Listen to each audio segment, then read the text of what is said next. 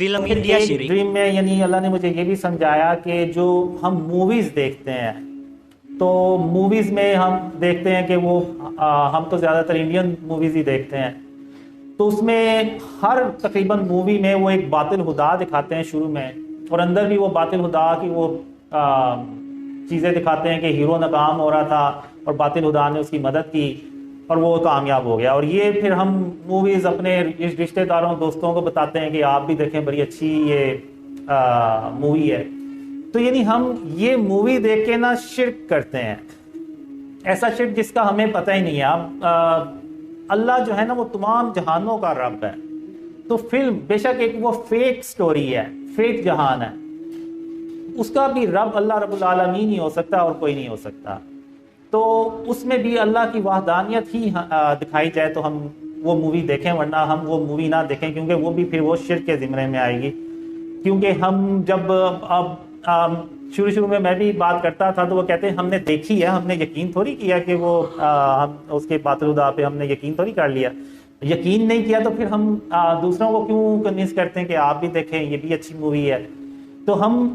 زبان سے کہہ دیتے ہیں لیکن دل اور دماغ سے نہیں مانتے۔ تو شرک جو ہے نا وہ صرف ہم نے زبان سے یہ اقرار نہیں کرنا کہ اللہ کا کوئی شریک نہیں ہے، بلکہ ہم نے جو اپنے عمل سے بھی یہ بات اللہ کو پروف کرنی ہے کہ ہم عملی طور پہ بھی شرک اور اس کی اقسام سے اپنے آپ کو بچاتے ہیں۔ ان کو اپنے ہاتھوں سے توڑا اور سارے صحابہ کرام کے سامنے توڑا،